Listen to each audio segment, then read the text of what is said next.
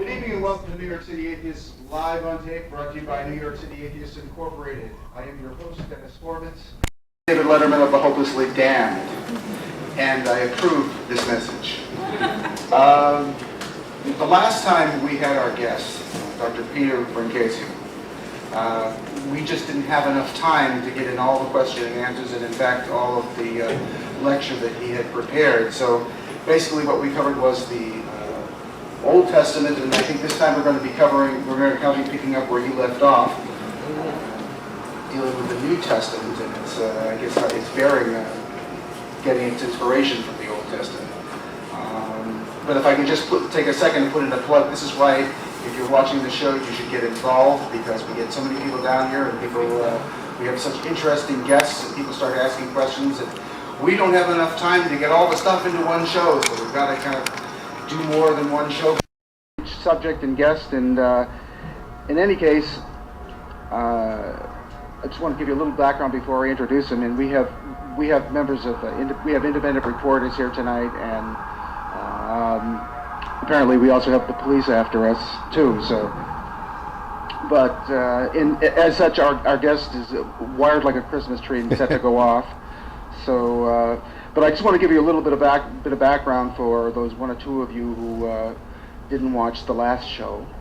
Dr. Brancasio was chosen by Newsday as one of 6 great teachers in New York in 1990. He taught for 35 years in the physics department at Brooklyn College. He created and taught for 7 years a now famous course called Science and Religion, inspired by a grant from the famous Templeton Foundation.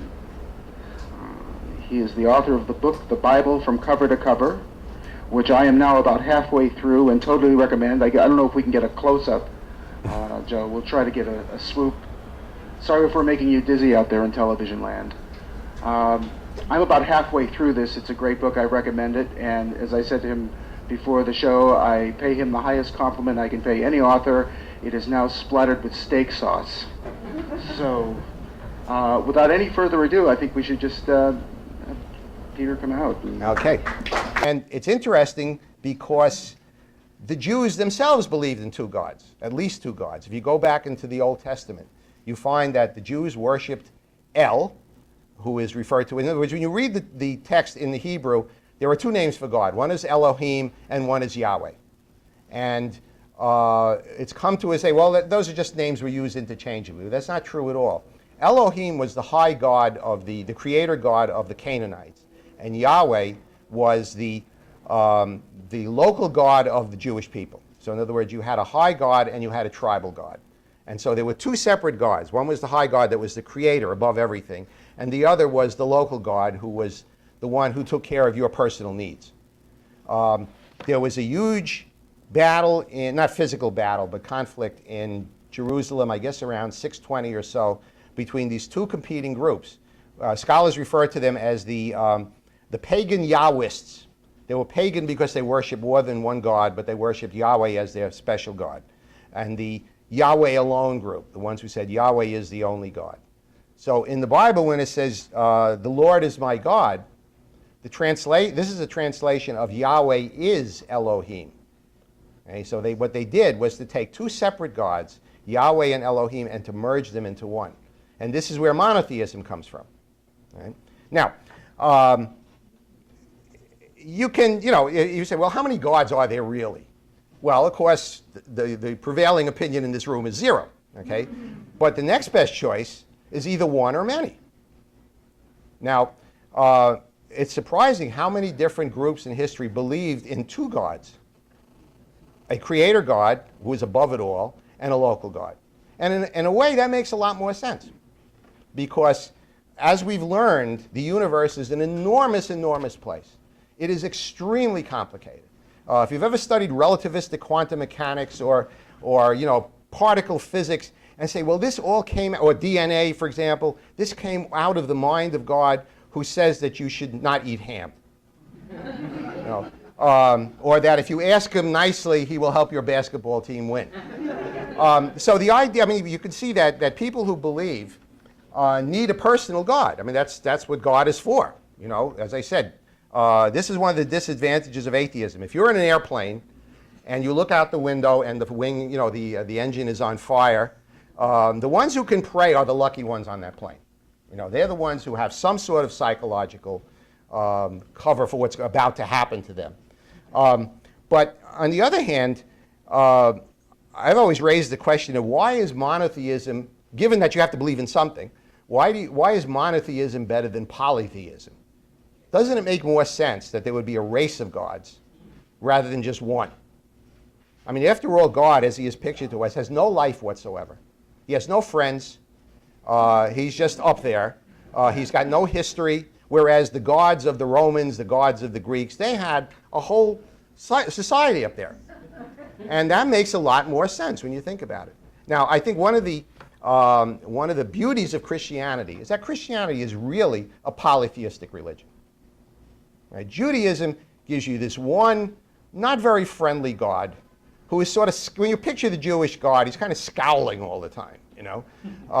Whereas Christianity has God the Father, who is very kind, and he's sort of very separate, and then they have Jesus, and then they have, of course, the Virgin Mary, who is a important figure for Christian women, and was a very clever replacement for the fertility goddesses that everybody worshipped.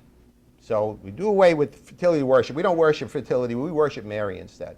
And people take this very, very seriously. I read once an article about this group of women who worship the Virgin Mary, and they say, we always wear blue because that was the Virgin's favorite color.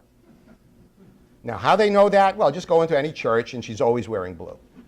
So, but it's the advantage of having all of these different deities and saints that you can pray to for special causes. You know, I have to tell you one of the things I'm going to say is you don't have a festival of San Gennaro if you don't have a San Gennaro.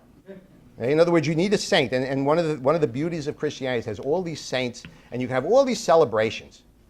So last week we were in Glen Cove. We went to the Festival of San Rocco. There's a Saint Rocco. I don't know what the heck he did. But anyway, they had this great festival. They had food, and they had Zeppelin, and they had peppers, just like San Gennaro, and rides and stuff like that. And we walked into the church, and there are these shrines to different saints. One of these saints, I'd never heard of the name before, she was the patron saint of people who had cancer. Now, that's a tough job. And probably the fact that you don't know her name means that people have prayed to her without a whole lot of success, so she's not that well known.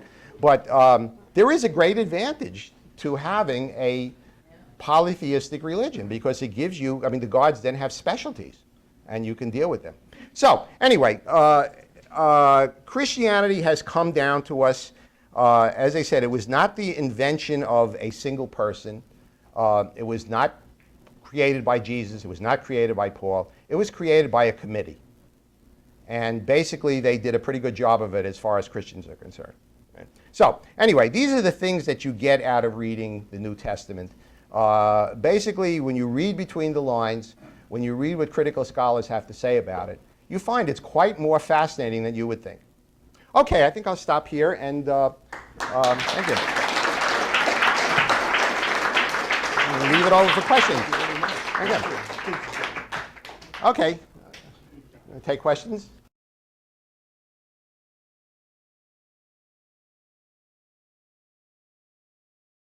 I mean, there are these sightings of the Virgin Mary that go back. Why are they treated so nicely in the Gospels? Well, because those are the people that are your overlords. You're not going to criticize them. So the idea is to make them look good and make the Jews look bad. Yes? The Greeks have a Saint Demetria, who used to be known as Demeter, the Greek goddess. To Saint Demetria, and they worship the same way. So yeah, that was one of the clever things, whether they did it consciously or not, but they preserved the idea that you could worship more than one deity. You know, I wouldn't be doing my job. The idea that that the whole virgin thing was invented to cover the fact that Jesus may have been illegitimate. Nobody knows. Nobody knows for sure. I've heard that theory, but before you go, huh?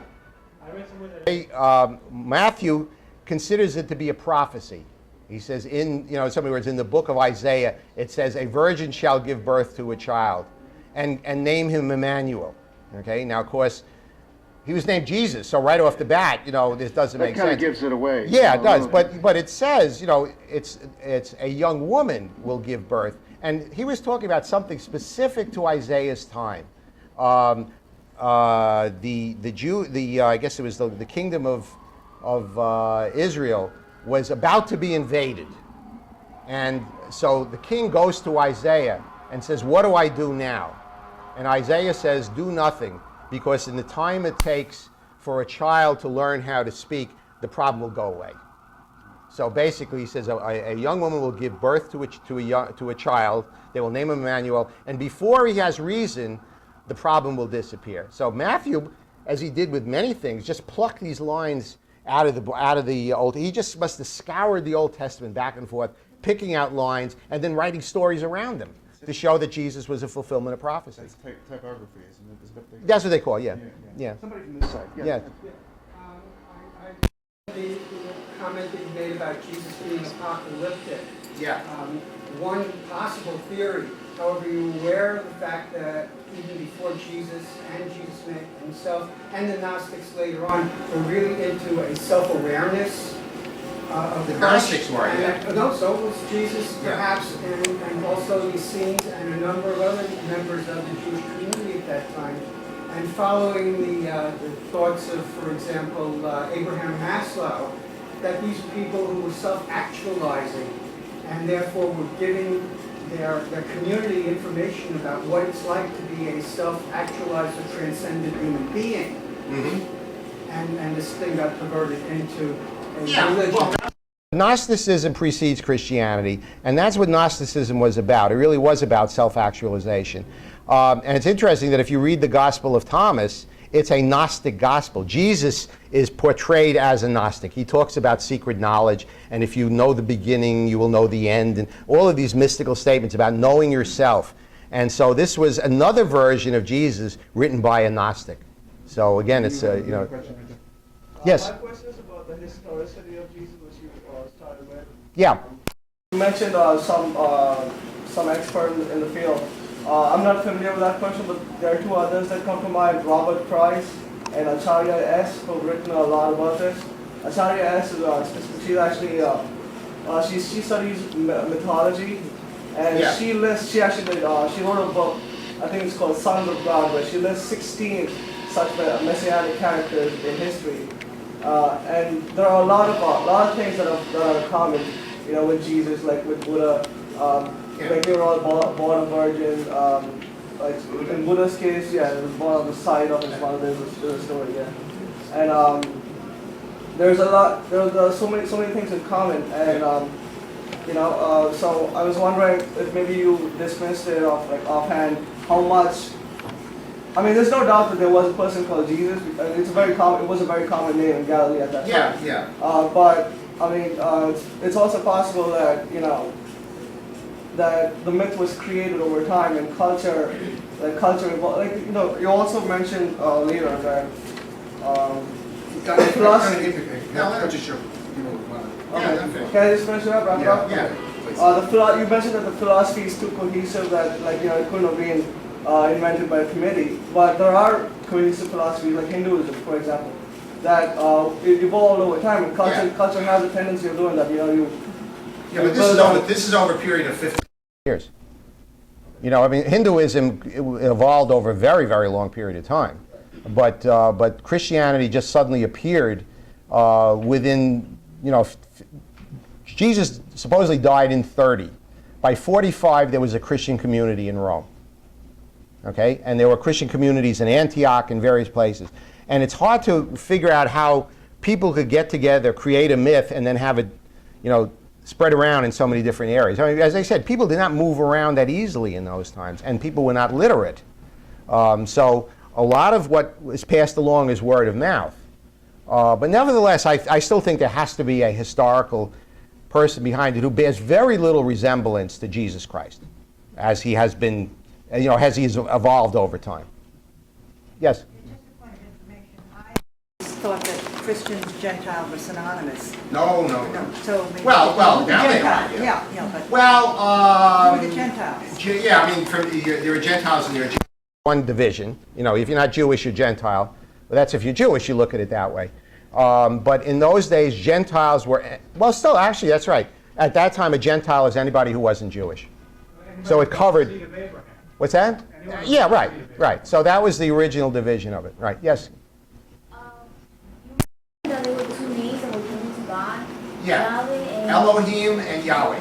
Oh, out of curiosity, what is the name Jehovah? What is that called? I am that I am, I think is the best translation of it. Oh, okay. Yeah, so it was the name, this is the name that Jews are not even supposed to speak. In the text, when you come to the word Yahweh in the text, you say Adonai. So the word, in Judaism, the name of God itself has tremendous power, just pronouncing the name, so they never say it. I think only the priest is allowed to say it once during Yom Kippur. So there's still this worship of the name that goes on in Judaism. Yes, something Those 50 Gospels discovered in 1945. I guess they they've weren't all all. Gospels, they were all text. Yeah. Oh, I guess they've all been published, etc. Right? Now they are, yes. How has the church reacted to that? Have they ignored it? Just disallowed Well, it? they just consider it a heresy. You know, it's interesting. It's not that you had an Orthodox religion and then you had heresies developed afterwards. You had a whole bunch of religions, all of which came first. So the heresies came before the Orthodoxy. And in other words, there were various versions of Christianity. One of them wins out and then declares all the others to be heresies. All this story about Jesus marrying Mary Magdalene. Yeah. That comes out of the Gnostic. Yeah, there's a Gospel of Mary Magdalene, which is quite interesting because it says that Jesus loved her more than any of her other, any of his other apostles, and he told her secrets, and these secrets are the Gnostic secrets. So this is a Gnostic gospel which makes Mary Magdalene a vehicle. Jesus tells her things that he doesn't tell to the other apostles. Eric? Tell us something about things like how Bible scholars make the determination, okay, we have these 13 letters, well, 6 of them were written by one guy and the other 7 were written by one or more other people. Yeah. How we know that, okay, in this gospel, these parts were written by the original authors and these are later interpolations, and how we know that this manuscript is older than that manuscript. Good question, yeah. Mainly, one of the ways they do it is things like word usage. You know, the vocabulary of a particular epistle is so different from the vocabulary of all the other epistles that it was not written by the same person. You're making the assumption when a person starts to write, he uses the same, he doesn't suddenly change his language in the middle of his career. Also, as they look at sentence length, in some of these epistles, there are these very, very long sentences which are not found in the ones that are considered to be authentically. So it's really a literary analysis of the writing style of the text and also of the content. So, for example, in the earlier works, Paul talks about women. He wanted women to be part of the church. He wanted women to be deacons. He wanted women to run congregations. And then all of a sudden, you read this epistle, the letter to Timothy, where he says women should not speak in churches. Women should be silent in churches. So that obviously wasn't written by him. It was written at a later time. So that's one of the ways they know. Yeah. An interesting point noted that the Romans called the Christians atheists. Yes. Because they did not believe in one the of the Roman gods. gods Yeah. and would not sacrifice. Yeah. Well, it's interesting. The Jews also were considered to be atheists because they only believed, no, listen to me. Oh, tradition, yeah, but they were an old religion. Right. So the Romans looked at them and says, well, they only believe in one God, which is really strange, but they're a very, very old religion, and so they don't have to worship they don't have to make offerings to our gods, and they don't want to work on Saturdays, they don't have to work on Saturdays. It's a very old religion, we'll leave them alone. But when the Christians came along, they said, this is a new religion. The Christians then claimed that they were a descendant of Judaism, and they didn't get away with that. So for several hundred years, the Romans persecuted the Christians, but left the Jews alone. As soon as Rome became Christian, bang. Then it was the Jews who were persecuted for the next 1,600 years. Kenneth. Just a couple comments. Harry made the comment. How do you know there are different authors or authoresses, whatever they are? Yeah. History Channel or Discovery Channel is a wonderful program in that where they actually show you how they made those conclusions. There were different writers along the way. One of the most perfect examples of that is Josephus and he made his only reference to Jesus, how that has been changed 3 times. Yeah. So that's all the reference, by the way, Josephus was born, he wrote it 60 years after the time. There wasn't the time, so they discredit any comments Josephus had said. The thing I want to make a comment about is your comments about whether Jesus existed or not. I want to go into whether he did or not. Frank Zindler, which I've heard many of his presentations, plus a guy named Fitzgerald, plus this guy just wrote a book. Much of their foundation of why they claim he didn't exist is based upon topography. It's based upon location of location. Did that exist or not? And what's been happening is the Christian groups have spent millions of dollars trying to prove that, say, Nazareth existed. Oh, yeah. Nazareth didn't exist. No, that's not true. Okay, that's what he claims. That's what he claims. Yeah. He claims even Bethlehem may not be the Bethlehem we're talking about. It was the Bethlehem of the Nazareth, etc. Yeah. Okay. Bottom line is, I will try to bring in either Zindler or Fitzgerald or the other guy so you can hear their story. But they have a pretty convincing story. Well, convincing to you. Okay. I see it. No, I see it as very shoddy scholarship. Yeah, anyway. We have one more question. You had a question before. Do you still have? Sure. Is Yeah. there any consensus among Bible scholars on why Matthew, Mark, or the Gospels? No. Matthew was the most popular of the Gospels at the time. That most people read. So the 4 Gospels were selected because they were popular, and that they were the Gospels that were read in the main communities, the main Christian communities. There was no central Christian area. I mean, Rome did not become the center of Christianity until, I think, 300 or 400 AD. So there was no pope. I mean, you know, the Catholics will tell you that Peter was the first pope. That's nonsense. There were bishops in each of these cities that were independent. And Peter, if he existed, and if this is true, was the bishop of Rome. And he was succeeded by other people who were the bishops of Rome. At some point, Rome became the dominant center of Christianity, and then the bishop of Rome became the leader of the church. So they retroject this back and say, you know, there were all these popes, but they weren't. Books by Bart Ehrman. Oh, my who hero. Included the book Misquoting Jesus, which Yeah. goes into these questions of documentation and how these things are determined. He also has books on the Gospels. Yeah. He's got books on the Gnostics. And it's all the latest and the best scholarship available. They're all popularly written and available in your local bookstore. Bart Ehrman is, as I said, he's my hero. Wonderful writer. He's very easy to read. And the interesting thing is he started out as a fundamentalist, and through his scholarship became an agnostic. And he's not afraid to say this. And he is a wonderful scholar. So I recommend, he cranks out books like crazy. And they're good books. And he turns out one right after another. There's one he wrote called God's Problem, which is about the problem of suffering. Wonderful book. And he just cranks them out. And he also is on television. And he also does those audio tapes that you can play in your car. He has a whole thing on Christianity. I don't know where the guy, he has 27 hours in his day, I think. It's really amazing. This lady here. Yeah. There's another guy who is a Christian. He's an Episcopal Bishop, John Spong. Spong, yeah. But Yeah. his stuff is really great because he presents the Bible. He just sees, sins of Scripture is the one that I've read. Yeah. If you can forgive him for maintaining his faith, in sins of Scripture, he never does say why he maintains it. He does not say that. He just, it's just. Well, I know. Answer is really, yeah. Within the church. Yeah. He's trying to reach to the church. Yeah. To be more loving. He just simply goes through the Bible and says anything that's not loving is not about his God. Right. And he just says it's ridiculous and extremely offensive. Well, I tell you, religion is a, I'm sorry. A lot of good history, a lot of Yep. He's good. Religion is partly about belief in the community. And so I met one guy who gave a talk, and he said, well, he didn't believe in he's a Christian. He says, I don't believe in the virgin birth, and I don't believe in the resurrection, and I don't believe in this, and I don't believe, I says, I went, you don't believe in the resurrection? He says, no. I said, what makes you a Christian? He said, I belong to a Christian community. And so, the idea of being a member of the community, and a lot of Jews do this.